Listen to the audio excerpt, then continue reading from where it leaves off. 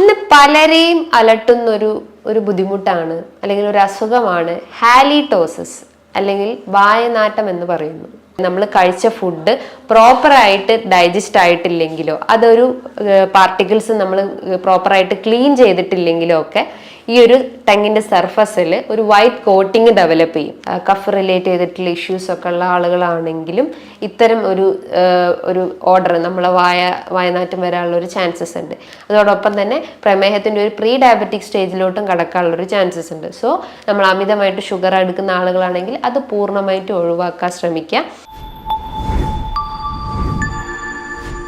Hi, ഞാൻ doctor Juhi Das, Q&B health കെയറിലെ homoeopathic ഫിസിഷ്യനാണ്. ഇന്ന് പലരെയും അലട്ടുന്ന ഒരു ബുദ്ധിമുട്ടാണ് അല്ലെങ്കിൽ ഒരു അസുഖമാണ് ഹാലിറ്റോസിസ് അല്ലെങ്കിൽ വായനാറ്റം എന്ന് പറയുന്നു. ഈ ഒരു പ്രശ്നം വന്നു കഴിഞ്ഞാൽ ആ ഒരു വ്യക്തിക്ക് ഒരു സൊസൈറ്റിയിലോട്ട് ഇറങ്ങാൻ പറ്റുന്നില്ല, അല്ലെങ്കിൽ ഒരാളുകളോടായിട്ട് സംസാരിക്കാൻ ഭയങ്കര ബുദ്ധിമുട്ടുണ്ടാവുന്നു, അവരെ കോൺഫിഡൻസ് റെഡ്യൂസ് ആവുന്നു, അല്ലെങ്കിൽ ഒരു സോഷ്യൽ ലൈഫ് സ്റ്റൈൽ അവിടെ മെയിൻറ്റെയിൻ ചെയ്യാൻ പറ്റുന്നില്ല. അങ്ങനെ പല ഒരു പേഴ്സണൽ ഇഷ്യൂസ് ഓരോ ആളുകളും ഇത്തരം പ്രശ്നങ്ങളുള്ള ആളുകൾ പറയപ്പെടാറുണ്ട്. സോ ഈ ഹാലിറ്റോസിസ് വരാൻ ഒത്തിരി കാരണങ്ങളുണ്ട്. അതായത് മെയിൻലി നമ്മളെ ഗട്ട് ഇഷ്യൂസ് ആണ് ഒരു 70% നമുക്ക് പറയാം. റിമൈനിങ് ഒരു 30% നമ്മൾ ആ ഒരു അക്യൂട്ട് കോസ് ആണ് നമുക്ക് പറയേണ്ടത്. അപ്പം ഈ ഹാലിറ്റോസിസ് എന്ന് പറയുമ്പം നമ്മളെ ഗട്ട് ഇഷ്യൂസ് എന്ന് പറയുന്നത് നമ്മളെ ഗട്ട് ഫ്ലോറ, അതായത് നമ്മളെ ദഹന സംബന്ധമായിട്ട് എന്തെങ്കിലും ബുദ്ധിമുട്ടുണ്ടെങ്കിൽ, നമുക്ക് മലബന്ധം ബുദ്ധിമുട്ടുകളോ അല്ലെങ്കിൽ ഗ്യാസ്ട്രൈറ്റിസ്, പെപ്റ്റിക് അൾസർ പോലത്തെ ബുദ്ധിമുട്ടുകൾ, GERD gastro oesophageal reflux disease പോലത്തെ നെഞ്ചരിച്ചിൽ, അല്ലെങ്കിൽ ഹാർട്ട് ബേൺ, ഇങ്ങനെ പുളിച്ചിത കെട്ടൽ, അങ്ങനത്തെ പ്രശ്നങ്ങളൊക്കെ ഉള്ള ആളുകളിലും ഈ ഒരു ഹാലിറ്റോസിസ് എന്ന് പറഞ്ഞ പ്രശ്നങ്ങൾ അല്ലെങ്കിൽ വായുനാറ്റത്തിന്റെ പ്രശ്നങ്ങൾ പറയപ്പെടാറുണ്ട്. സോ അതിനെ ആ ഒരു കാരണം അല്ലെങ്കിൽ അത് വരാൻ എന്തൊക്കെ കാരണങ്ങളാണ്, അല്ലെങ്കിൽ നമ്മൾ എങ്ങനെയാണ് അത് മെയിൻറ്റെയിൻ ചെയ്യേണ്ടത്, അല്ലെങ്കിൽ എങ്ങനെ നമുക്കത് മാനേജ് ചെയ്യാം, അങ്ങനത്തെ പ്രശ്നങ്ങൾ അല്ലെങ്കിൽ അത്തരം കാര്യങ്ങളാണ് ഞാൻ ഈ വീഡിയോയിലൂടെ പറയാൻ ശ്രമിക്കുന്നത്. സോ ഹാലിറ്റോസിസ് എന്ന് പറയുമ്പം വായനാട്ടം, അല്ലെങ്കിൽ ഹാലിറ്റ് എന്ന് പറയുമ്പം ബ്രെത്ത് എന്ന് ഉദ്ദേശിക്കാം. ഓസിസ് എന്ന് പറയുമ്പോൾ ഒരു ഡിസീസ്, അതാണ് ഒരു ഡിറൈവ്ഡ് മീനിങ് ഓഫ് ഹാലിറ്റോസിസ് എന്ന് പറയുന്നത്. സോ ഹാലിറ്റോസിസ് വരാൻ ഒരുപാട് കാരണങ്ങളുണ്ട്. ഞാൻ തുടക്കത്തിൽ തന്നെ പറഞ്ഞിട്ടുണ്ട്, ഒരു 70% കോസസും അത് ഗട്ട് റിലേറ്റ് ചെയ്തിട്ടുള്ള ഇഷ്യൂസ് ആണ്. അതായത് നല്ല ബാക്ടീരിയാസിനെ അവിടെ പ്രൊഡ്യൂസ് ചെയ്തിട്ടില്ലെങ്കിൽ ബാഡ് ബാക്ടീരിയാസ് കാരണം അവിടെ ഇൻഡസ്ട്രിയൽ ഫ്ലോറ അവിടെ ഡാമേജ് ആവും അല്ലെങ്കിൽ ഡിസ്റ്റർബൻസ് ഉണ്ടാവുന്നു. അതുമൂലം നമുക്ക് ദഹന സംബന്ധമായിട്ടുള്ള ബുദ്ധിമുട്ടുകൾ ഉണ്ടാവുന്നു. അതായത് മലബന്ധം, അല്ലെങ്കിൽ ഡയേറിയ, ഇൻഫ്ലമേറ്ററി ബവൽ ഡിസീസ് ആയിട്ടുള്ള coeliac disease, Crohn's disease, ulcerative colitis പോലത്തെ അൾസർ ഡിസീസിലേക്കൊക്കെ ലീഡ് ചെയ്യാനുള്ള ഒരു ചാൻസസ് ഉണ്ട്. സോ അതൊക്കെ ഒരു കാരണം, അല്ലെങ്കിൽ അതാണ് ഈ ഒരു ഹാലിറ്റോസിസിന്റെ ഒരു മെയിൻ കോസ് എന്ന് പറയപ്പെടുന്നത്. ഇതൊരു ക്രോണിക് കോസ് അല്ലെങ്കിൽ ഒരു ഡ്യൂറേഷൻ കൂടിയിട്ടുള്ള ഒരു കോസ് ആയിട്ട് നമുക്ക് പറയപ്പെടാം. ഒരു അക്യൂട്ട് കോസ് എന്ന് പറയുന്നതാണ് നമ്മൾ ഓറൽ ക്യാവിറ്റിയിൽ ഉണ്ടാകുന്നത്. അതായത് റിമൈനിങ് ഒരു 30% കോസാണ് ഈ ഓറൽ ക്യാവിറ്റിയിൽ ഉണ്ടാകുന്ന ഇഷ്യൂസ്. ഓറൽ ക്യാവിറ്റീൻ്റെ അകത്ത് നമ്മളെ പല്ലും അല്ലെങ്കിൽ നാവും ടോൺസിൽസും ടീത്തും എല്ലാം ഉൾപ്പെടുന്നതാണ്. അപ്പോൾ ഓറൽ ക്യാവിറ്റീൻ്റെ അകത്ത് വരുമ്പോൾ നമുക്ക് ടീത്തിൽ എന്തെങ്കിലും ഒരു കാരീസോ അല്ലെങ്കിൽ ഒരു ഇൻഫെക്ഷൻസ് ഒക്കെ വരുവാണെങ്കിൽ അത് ഈ ഒരു ഹാലിറ്റോസിസിലേക്ക് ലീഡ് ചെയ്യാം.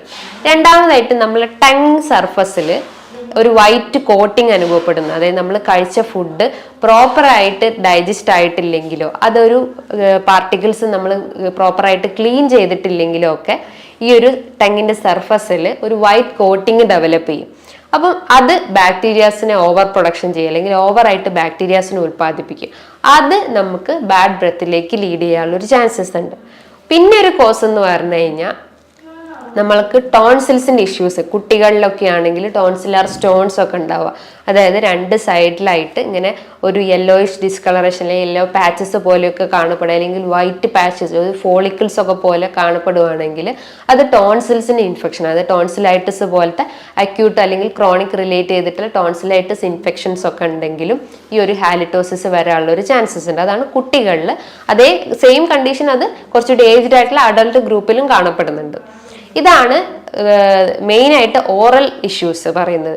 ഇതോടൊപ്പം തന്നെ നമ്മൾ കഴിച്ച ഫുഡ് പാർട്ടിക്കിൾസ് നമ്മൾ പ്രോപ്പറായിട്ട് ബ്രഷ് ചെയ്തിട്ടില്ലെങ്കിൽ, അല്ലെങ്കിൽ ഓവറായിട്ട് നമ്മൾ ബ്രഷ് ചെയ്യുന്ന ആളുകളാണെങ്കിൽ, പല ആളുകളും രാവിലെയൊക്കെ എഴുന്നേറ്റ് കഴിഞ്ഞാൽ അരമണിക്കൂർ അല്ലെങ്കിൽ ഒരു 30 മിനിറ്റ് ഒക്കെ കൂടുതലായിട്ട് ബ്രഷ് ചെയ്യുന്ന ആളുകളായിരിക്കും. അപ്പം നമ്മൾ നോർമലി ഒരു ബ്രഷിംഗ് ടൈം എന്ന് പറഞ്ഞാൽ ഒരു 2 to 3 മിനിറ്റ്സോ ആകെ നമ്മൾ യൂസ് ചെയ്യാൻ പാടുള്ളൂ. അപ്പോൾ ഓവറായിട്ട് ചെയ്ത് കഴിഞ്ഞാൽ അതിലെ നല്ല ബാക്ടീരിയസ് നമ്മൾ വാഷ് ഔട്ട് ചെയ്ത് കളയുക ചെയ്യുന്നത്. അപ്പം അതുമൂലം ബാഡ് ബാക്ടീരിയസിന് അവിടെ ഓവർ പ്രൊഡക്ഷൻസ് ഉണ്ടാവുന്നു. അതുമൂലം ഈ വായ്നാറ്റം പ്രശ്നങ്ങൾ ഉണ്ടാവാനുള്ള ഒരു ചാൻസസ് ഉണ്ട്. ഇതോടൊപ്പം തന്നെ അവർക്ക് റെക്കറന്റ് ആയിട്ട്, അതായത് ഗംസ് നിന്നൊക്കെ ബ്ലീഡിങ് ഉണ്ടാവുന്നു, അല്ലെങ്കിൽ മോണകളിൽ നിന്നൊക്കെ രക്തം വരുവാണെങ്കിലും അവർക്ക് ഈ ഒരു മെറ്റാലിക് ടേസ്റ്റ് അനുഭവപ്പെടാം. അതോടൊപ്പം തന്നെ ഈ വായ്നാറ്റം ഉണ്ടാവും. ഈ ബ്ലീഡിങ് ഗംസിന്റെ ഒരു മെയിൻ കോസ് എന്ന് പറഞ്ഞു കഴിഞ്ഞാൽ നമ്മളെ റൂട്ട്, അതായത് ടങ്ങിന്റെ ആ ഒരു ടീത്തിന്റെ ആ ഒരു സർഫസ് അല്ലെങ്കിൽ അത് ഇരിക്കുന്ന ആ ഒരു പോർഷൻസിൽ എന്തെങ്കിലും ഒരു ഇൻഫെക്ഷൻസ് വരുമ്പോൾ അതുമൂലം നമുക്ക് ഗം ബ്ലീഡിങ് ഉണ്ടാവും, അല്ലെങ്കിൽ വൈറ്റമിൻ സി റിഡക്ഷൻസ് ഉണ്ടാവും, അല്ലെങ്കിൽ വൈറ്റമിൻ സി ഡെഫിഷ്യൻസി ഉണ്ടെങ്കിലും ഈ ഒരു ഗം ബ്ലീഡിങ് ഉണ്ടാവും. അത് റെക്കറന്റ് ആയിട്ട് ഇങ്ങനെ വന്നുകൊണ്ടിരുന്നു കഴിഞ്ഞാലും വായ്നാറ്റം ഉണ്ടാവാനുള്ള ഒരു ചാൻസസ് ഉണ്ട്. അതോടൊപ്പം തന്നെ ഇടയ്ക്കിടയ്ക്ക് നമുക്ക് അൾസർ, മൗത്ത് അൾസർ ഒക്കെ വരാനുള്ള ഒരു ചാൻസസ് ഉണ്ട്. അതായത് നമ്മൾ കൂടുതലായിട്ട് സ്പൈസി ഫുഡോ അല്ലെങ്കിൽ നമ്മുടെ ബോഡിയിൽ വാട്ടർ ലെവൽ റെഡ്യൂസ് ചെയ്ത് കഴിഞ്ഞാൽ ഗട്ട് റിലേറ്റ് ചെയ്തിട്ടുള്ള അൾസർ റിലേറ്റ് ചെയ്തിട്ടുള്ള ഇഷ്യൂസ് ഒക്കെ നമ്മളെ വയറിനൊക്കെ പ്രശ്നങ്ങൾ ഉണ്ടെങ്കിലും ഈ ഒരു മൗത്ത് അൾസർ വരാനുള്ള ഒരു ചാൻസസ് ഉണ്ട്. നമുക്കറിയാം നമ്മളെ ഗട്ടിൽ എന്തെങ്കിലും ഒരു ഇഷ്യൂസ് ഉണ്ട്, അല്ലെങ്കിൽ നമ്മളെ വയറിന് എന്തെങ്കിലും ഒരു അൾസറോ അല്ലെങ്കിൽ വേറെ എന്തെങ്കിലും ഇൻഫ്ലമേഷൻ കണ്ടീഷൻസ് നമ്മളെ വയറിനുണ്ടെങ്കിൽ അതിൻ്റെ ഒരു ഫസ്റ്റ് സൈൻ ആയിട്ടാണ് നമ്മളെ വായൻ്റെ അകത്ത് ഈ അൾസർ വരുന്നത്. സോ അത് റെക്കറൻ്റ് ആയിട്ട് ഇങ്ങനെ വന്നുകൊണ്ടിരുന്നു കഴിഞ്ഞാലും വായനാറ്റം വരാനുള്ള ഒരു ചാൻസസ് ഉണ്ട്. അതേപോലെ നമ്മൾ പല്ലിന് ക്ലിപ്പിട്ട ആളുകളാണെങ്കിൽ, അല്ലാതെ ചില ആളുകൾക്ക് അതൊരു ക്ലിപ്പിട്ടതിന് ശേഷം ഒരു സ്റ്റേജ് കഴിഞ്ഞ് കഴിഞ്ഞാൽ അവർക്കത് റിമൂവ് ചെയ്തിട്ട് രാത്രി അത് റിമൂവ് ചെയ്തിട്ട് യൂസ് ചെയ്യുന്ന ഒരു ചാൻസസ് ഉണ്ട്.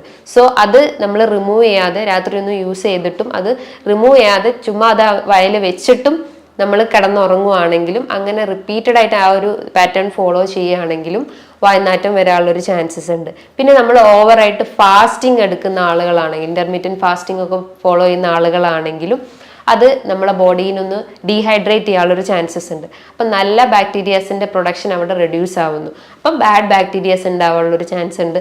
അതുമൂലം വായ്നാറ്റം വരാനുള്ളൊരു കോസായിട്ട് നമുക്ക് പറയപ്പെടാം. ഇതോടൊപ്പം തന്നെ പ്രമേഹ രോഗികളിലും ഈ ഒരു വായ്നാറ്റം പറയപ്പെടാറുണ്ട്. ബിക്കോസ് അവർ പ്രമേഹമുള്ള രോഗികളിലാണെങ്കിൽ അവർക്ക് സലൈവറി പ്രൊഡക്ഷൻസ് ലെസ് ആയിരിക്കും. ബിക്കോസ് ഈ സലൈവേൻ്റെ സഹായത്തോടെയാണ് നമ്മളെ വായൻ്റെ അകത്തുള്ള ഒരു മോയ്സ്ചർ കണ്ടന്റ് മെയിൻറ്റെയിൻ ചെയ്യുന്നത്.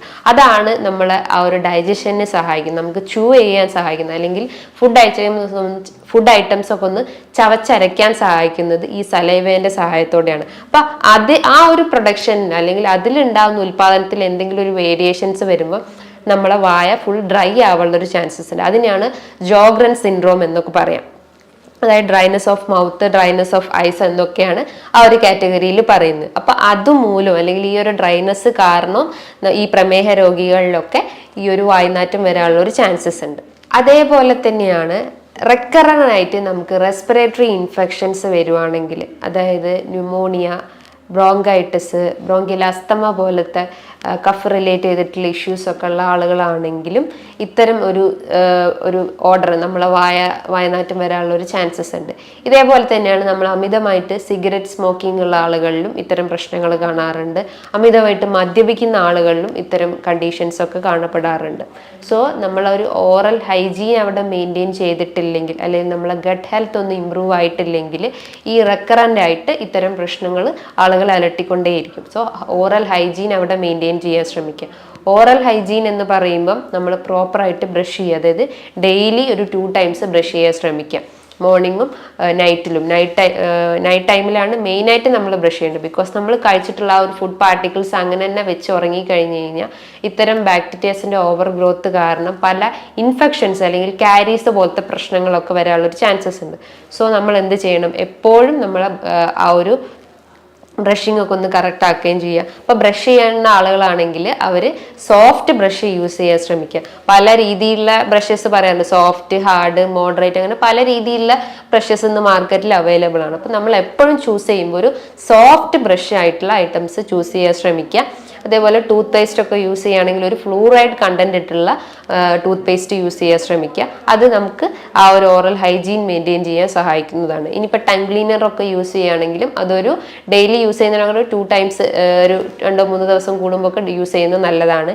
ഇന്ന് ടൂത്ത് ബ്രഷിന്റെ പിന്നിലായിട്ടും ഈ ഒരു ടങ് ക്ലീനറിന്റെ ഒരു സർഫസ് അവൈലബിൾ ആണ്. സോ അത് വെച്ചിട്ടും ഇത് ഇമ്പ്രൂവ് ചെയ്യാൻ സഹായിക്കുന്നതാണ്.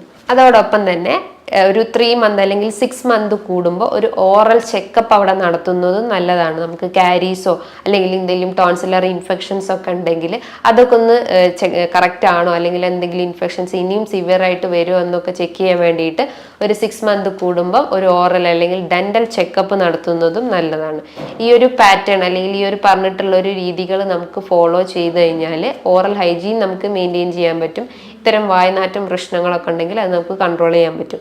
ഇനി ഗട്ട് ഹെൽത്ത് ഇമ്പ്രൂവ് ചെയ്യുന്ന ഒരു ആക്ടിവിറ്റി എന്ന് പറയുമ്പോൾ നമ്മളെ നല്ല രീതിയിലുള്ള ന്യൂട്രിയൻസ് നമ്മളെ ബോഡിക്ക് കൊടുക്കുക. അതായത് പ്രോബയോട്ടിക്സ് ഫുഡ് ഐറ്റംസ് തന്നെ എടുക്കുന്നത് ഏറ്റവും നല്ലതാണ്. പഴങ്കഞ്ഞി പോലത്തതും തൈര്, മോര് അല്ലെങ്കിൽ അച്ചാറൊക്കെ എടുക്കുന്നതും നല്ലതാണ്. ഇത് നമ്മളെ ഗട്ട് ഹെൽത്ത് ഒക്കെ ഒന്ന് ഇമ്പ്രൂവ് ചെയ്യാൻ അല്ലെങ്കിൽ നല്ല ബാക്ടീരിയാസിനൊക്കെ ഒന്ന് ഇമ്പ്രൂവ് ചെയ്യാൻ സഹായിക്കുന്നതാണ്.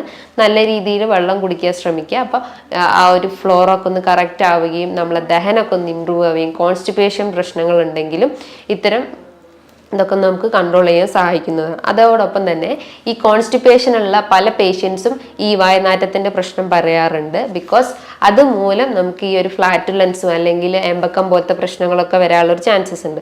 സോ ആ ഒരു മലബന്ധം കൺട്രോൾ ചെയ്യണമെങ്കിൽ നമ്മൾ ഗട്ട് ഹെൽത്ത് ഇമ്പ്രൂവ് ചെയ്യുന്ന രീതിയിലുള്ള ഫുഡ് ഐറ്റംസ് എടുക്കാൻ ശ്രമിക്കുക. വെജിറ്റബിൾസും ഫ്രൂട്ട്സും നമ്മുടെ ഡയറ്റിൽ ഉൾപ്പെടുത്താൻ ശ്രമിക്കുക. നല്ല രീതിയിൽ വെള്ളം കുടിക്കുക. എക്സസൈസും മെയിൻറ്റെയിൻ ചെയ്ത് കഴിഞ്ഞാൽ നമ്മളെ ഗട്ട് ഫ്ലോറൊക്കെ ഒന്ന് മെയിൻറ്റെയിൻ ചെയ്യാൻ സഹായിക്കുന്നതാണ്. അതേപോലെ തന്നെ നമ്മൾ അമിതമായിട്ട് മധുരമൊക്കെ എടുക്കുന്ന ആളുകൾ, അതായത് പഞ്ചസാരയൊക്കെ അമിതമായിട്ട് കഴിക്കുന്ന ആളുകളാണെങ്കിലും ഇത്തരം കാവിറ്റീസ് അല്ലെങ്കിൽ കാരീസോ അല്ലെങ്കിൽ ഇൻഫെക്ഷൻസ് ഒക്കെ വരാനുള്ളൊരു ചാൻസസ് ഉണ്ട്. അതോടൊപ്പം തന്നെ പ്രമേഹത്തിൻ്റെ ഒരു പ്രീ ഡയബറ്റിക് സ്റ്റേജിലോട്ടും കടക്കാനുള്ളൊരു ചാൻസസ് ഉണ്ട്. സോ നമ്മൾ അമിതമായിട്ട് ഷുഗർ എടുക്കുന്ന ആളുകളാണെങ്കിൽ അത് പൂർണ്ണമായിട്ട് ഒഴിവാക്കാൻ ശ്രമിക്കുക. ഓറൽ ചെക്കപ്പ് മെയിൻറ്റെയിൻ ചെയ്യുക. അമിതമായിട്ട് മദ്യപിക്കുന്ന പുകവലിക്കുന്ന ആളുകളാണെങ്കിൽ അത് പൂർണ്ണമായിട്ട് ഒഴിവാക്കാൻ ശ്രമിക്കുക. അതുപോലെ തന്നെ നമ്മൾ ഓവറായിട്ട് മെഡിസിൻസ് എടുക്കുന്ന ആളുകളാണെങ്കിലും അതൊക്കെ ഒന്ന് കുറയ്ക്കാൻ ശ്രമിക്കുക. പകരം നല്ല രീതിയിലൊരു ഓറൽ ഹൈജീൻ അവിടെ മെയിൻറ്റെയിൻ ചെയ്ത് കഴിഞ്ഞാൽ നമുക്ക് ഈ ഒരു വായനാറ്റത്തിൻ്റെ പ്രശ്നങ്ങളൊക്കെ നമുക്ക് കൺട്രോൾ ചെയ്യാൻ പറ്റുന്നതാണ്. ഇനി ഇതുമായി ബന്ധപ്പെട്ട് നിങ്ങൾക്ക് എന്തെങ്കിലും സംശയങ്ങൾ ഉണ്ടെങ്കിൽ നിങ്ങൾക്ക് താഴെ കാണുന്ന നമ്പറിൽ കോൺടാക്ട് ചെയ്യാവുന്നതാണ്. നല്ലൊരു ഹെൽത്ത് ടോപ്പിക്കുമായി വീണ്ടും കാണാം.